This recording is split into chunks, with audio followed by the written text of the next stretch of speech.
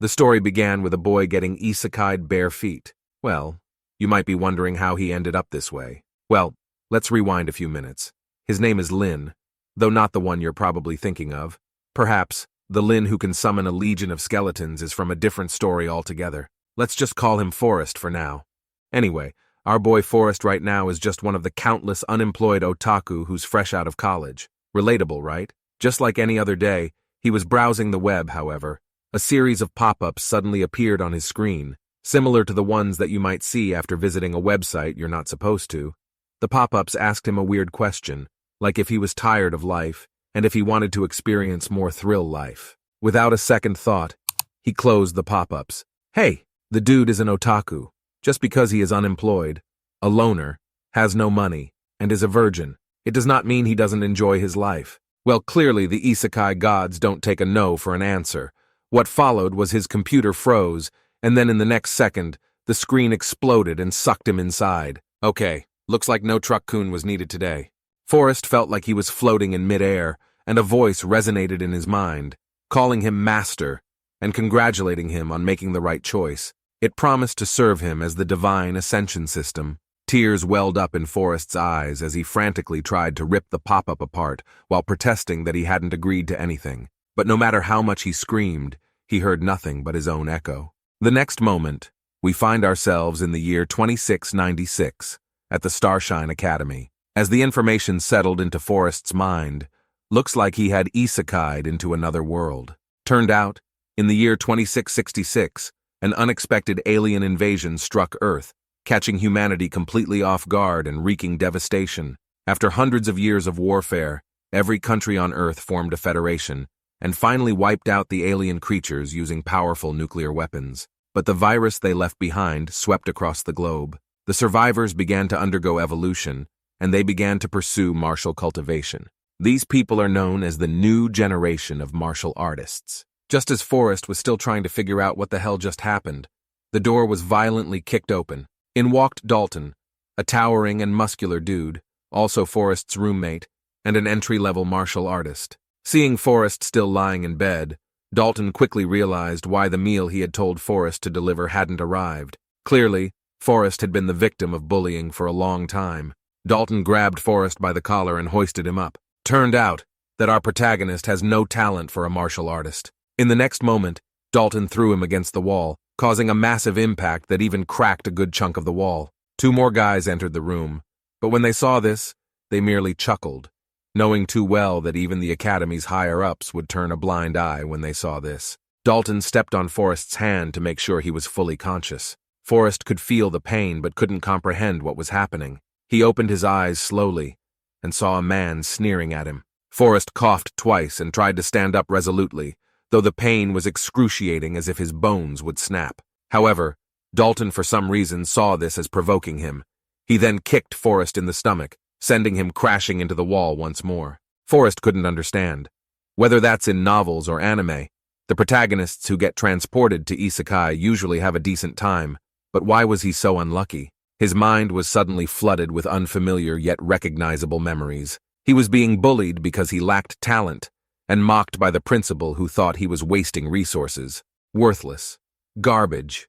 Go die. These were the words people had said to him. Holding his head, he understood why this body's previous owner had felt so hopeless, but it seems like the previous owner had found his relief, and this pile of mess is up to Forrest to handle. He glared at the group in the distance.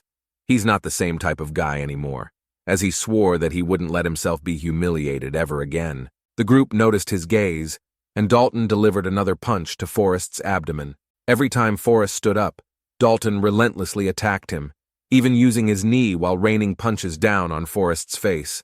Forrest spat out a mouthful of blood at Dalton, still defiant. Dalton wiped and glanced at the blood on his face, his expression turning icy cold. Forrest shook his head. He thought he had a system. Where was it? Just as he asked the question in his mind, a voice echoed, reminding him that his rage gauge was now fully charged at 100%. His personal info appeared before him. Turned out he was only level 1, with his stats barely above 30, while the average person's stats should be around 38.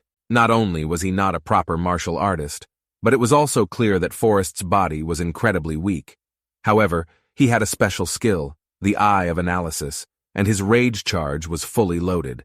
The system's voice echoed again, asking if he wanted to unleash the charged strike. Hearing this, Forrest was stunned for a moment before shouting loudly, "Boost me!" Just then, Forrest's and Dalton's fists collided mid-air. Dalton barely had time to react before feeling his bones shattering. The next second, he was sent flying. With a thunderous crash, Dalton was slammed against the wall, his eyes rolling back as he lost consciousness. The two guys watched in disbelief, rushing to Dalton before turning back to Forrest, trembling on their feet. Forrest let out an angry roar at them, and they hurriedly lifted Dalton and fled. Forrest leaned against the wall, feeling the searing pain all over his body. The charged strike had also taken a toll on him, leaving his arm bleeding profusely. He could barely stay on his feet and eventually slumped to the floor. The system then informed him that by defeating his opponent with a charged strike, he had earned a lucky draw.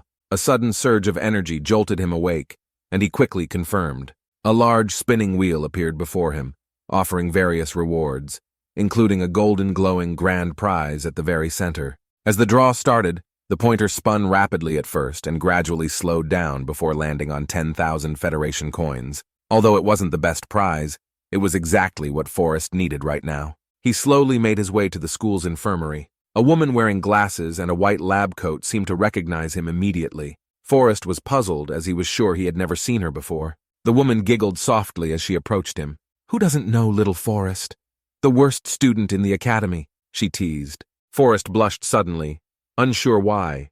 He stammered out, saying he wasn't small. The woman's gaze trailed down slowly, and she smirked. "Oh, really?" While followed up saying, "We'll see soon enough." She then tells him to strip down and lay down for a thorough examination.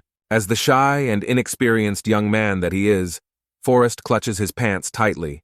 Just as the Manhua was about to get 18+, the woman licked her lips and threw him a playful wink, telling Forrest that she was joking. He doesn't have to take everything off, but she certainly wouldn't mind if he did. Oof, this just made our boy blush even more. Either way, once inside the recovery chamber, Forrest opted for the 9,800 Federation coin treatment. He glanced at the various scars covering his body and realized that the original owner of this body had suffered far more than he'd imagined. Taking a deep breath, he clenched his fists and vowed that it would never happen again. He soon felt the recovery fluid gradually enveloping his entire body. The process took several hours, and he quickly fell asleep. Hours passed, meanwhile, in Class 29. The teacher told the students there were only 20 spots available in Zone A20 battle training, which any entry-level martial artist could compete for. When he asked where was Dalton, soon enough he learned that Dalton was currently undergoing surgery.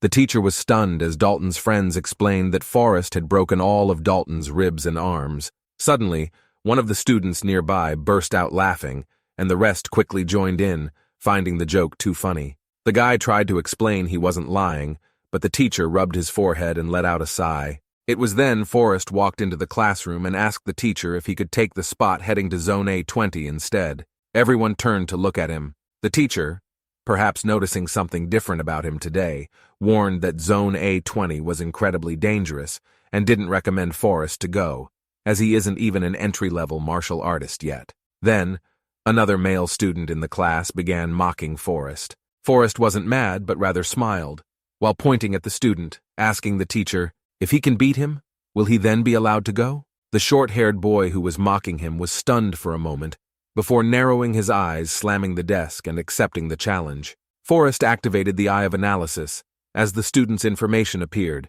Entry-level martial artist, strength 52, vitality 41, speed 37, combat power 443. He did some quick comparison, and it seemed that this guy was slightly weaker than Dalton. The two agreed to meet at the training ground after class.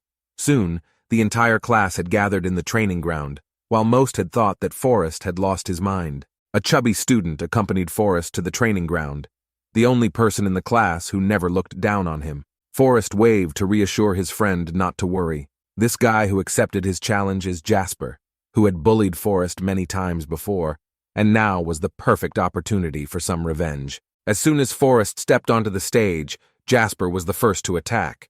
Forrest blocked with both hands but still felt a sharp pain shoot through his arms.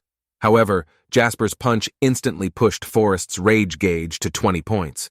Forrest kept dodging and defending while Jasper grew increasingly enraged. Some students laughed at Forrest and began calling him a wuss, but Forrest didn't care, as he knew that his rage gauge had already reached 70%. The teacher remained silent but was visibly surprised. He knew Forrest was great academically, and on books, however, he simply didn't have the martial arts talent, and had been a frequent target of bullying in class and throughout the academy. But today, perhaps it was the first time he'd seen such determination in Forrest's eyes. Forrest dodged another punch, and this time his rage gauge hit its peak. The system's voice asked if he wanted to use a charged strike. Without hesitation, Forrest confirmed, and Jasper, now furious, charged forward with another powerful punch. Forrest responded with a powerful punch of his own. As the two fists collided, a gust of wind spread outwards. What followed was a howl of pain rang out as Jasper was sent flying and crashed hard outside the stage.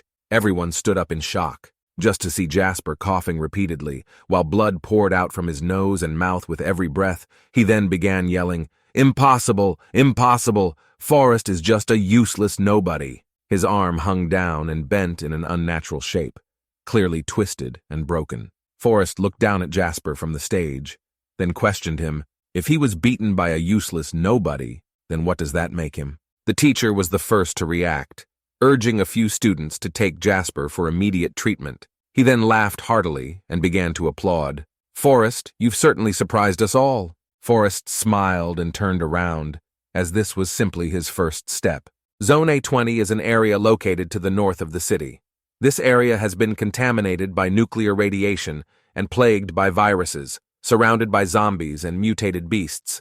Despite the danger, it also holds opportunities, as the bodies of these mutated beasts are valuable materials, and the crystals in their brains can help martial artists improve their cultivation. The teacher led the class and told them to gather around. He told them that with their extensive training, combat gear, and weapons provided by the academy, they were well prepared to handle low-tier zombies and beasts. However, they first needed to conquer their inner fears, as every year, some students freeze up at the sight of zombies and only ended up being dinner for the zombies. The teacher encouraged the students, reminding them that only through real combat could they test their true skills and grow stronger. The chub nervously asked Forrest if he was scared. Forrest shook his head.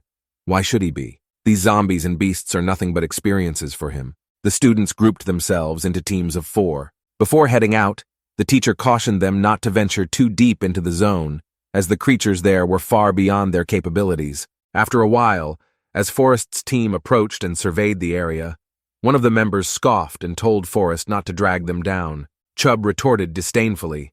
Their bickering was cut off by Forrest, who scanned the surroundings and noticed something was approaching them. The other 2 members broke into a cold sweat and gulped nervously. From a vine-covered building nearby, something emerged.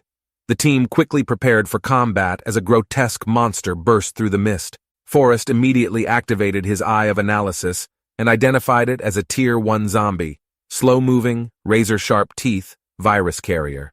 Combat power, 380. Forrest's previous fights had raised his combat power to 291, however he was still far behind the zombie. The 2 of them stood at the back and hesitated with fear, but Forrest knew this was his chance. He needed experience, and he needed to grow stronger. While his teammates stood frozen in confusion, Forrest brandished his razor-sharp blade and charged directly at the zombie, slicing through its shoulder and cleaving its body in 2. Well, that was easier than expected. He gained 200 experience points and leveled up, earning 2 potential points. Without hesitation, he added them into strength. At that moment, several more zombies appeared from higher ground, and Chubb quickly warned Forrest.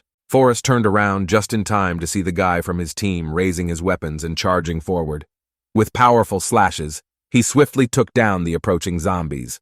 The other guy then ran over while complimenting him and mocking Forrest and Chubb for not reacting quickly enough, totally forgetting the fact that he was just as frightened and froze to the ground just a moment earlier. Forrest paid them no mind, only lamenting how he missed out on the experiences. However, the group continued onward. The city was now overgrown with vines and trees, hiding its former urban landscape.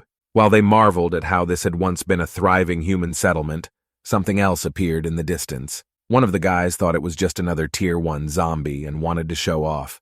Forrest activated the Eye of Analysis and identified the figure as a Tier 1 zombie leader. Fast-moving, razor-sharp claws and teeth, capable of summoning Tier 1 zombies. Combat power, 580. Chubb didn't want the other guy to take all the credit and stepped forward too, but Forrest held him back. However, the dude didn't seem to be bothered, while still confident even though this zombie appeared slightly larger than the previous ones. Next second, the zombie leader moved with incredible speed, and before the guy could react, he was sent flying by a powerful tackle. While hitting the ground, the zombie leader opened its gaping maw and began biting on him. Fitz, the other guy on the team, quickly intervened, kicking the zombie leader away before leaping to finish it off. Forrest urgently called out to Fitz, telling him to kill the zombie in one hit, otherwise the zombie leader would summon more zombies. However, Fitz clearly didn't want to have Forrest tell him what to do, and because of that, he underestimated the zombie leader. He swung his sword, however it was dodged, and he only managed to sever the zombie leader's arm. Then, the zombie leader let out a deafening howl that echoed through the forest. Fitz hurriedly retreated, but within moments, countless zombies erupted from the ground and quickly surrounded the group. Fitz began to panic, his face turning pale with fear as he called for Mommy, saying he didn't want to die here. Without missing a moment, he bolted in the direction of the fewest zombies. The other guy almost pissed his pants, also sprinting and following closely behind.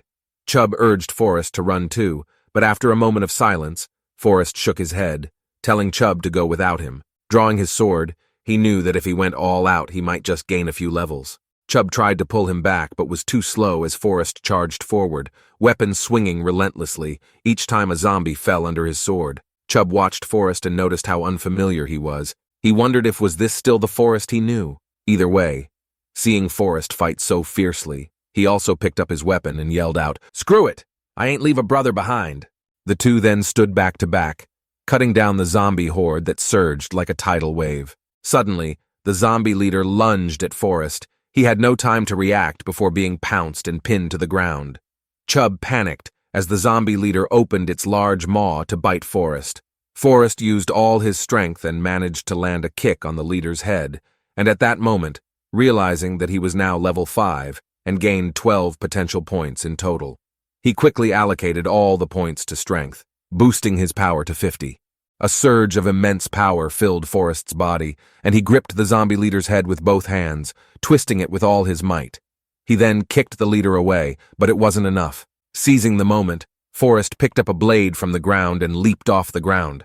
With one swift strike, he decapitated the zombie leader, ending the threat for good. The system notification indicated that Forrest had leveled up to 6, gaining 6 potential points and unlocking the gene lock system. He checked his stats, noting his combat power had increased to 380, and his rage gauge was also fully charged. The surrounding zombies had all been taken care of by him and Chubb. Forrest then allocated the newly acquired potential points to speed and vitality, but he was particularly curious about the gene lock. He had heard that a significant portion of human genes remains untapped, holding vast potential that humanity has yet to unleash. The so-called gene lock refers to this latent potential. Legend has it that those who fully unlock the gene lock can attain godlike powers. Excited, Forrest clicked on the icon for the first gene lock, only to be warned that he needed to be at least level 15. He cursed under his breath, but figured level 15 shouldn't be too hard to reach as long as he continued slaying zombies.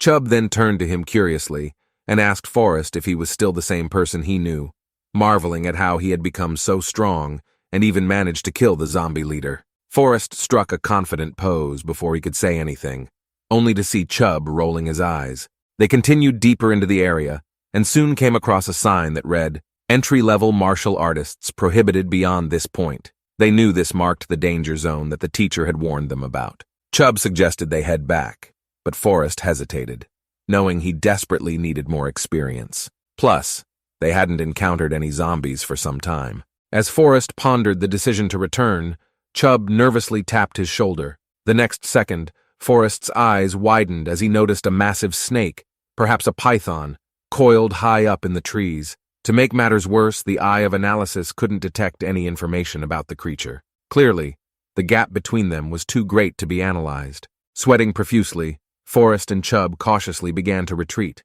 The giant python lunged at the two, but the two managed to dodge just in time. Forrest quickly drew its attention and urged Chubb to run. After running for a few moments, Forrest regretted his decision. Chubb ran as far as he could before realizing that Forrest had drawn the snake to the opposite side. He then thought, "Wait a second. Hold on. That's the Forbidden Ruins." On the other side, Forrest himself didn't know how far he had run, but eventually found a hiding spot. He couldn't see the snake anymore, but remained on high alert, and from the textbooks, he knew that the python sometimes could camouflage itself. Just as Forrest caught his breath, someone brandished a crossbow and pointed at him, then ordered him to not move. Several people in combat gear eyed Forrest suspiciously, asking what he was up to.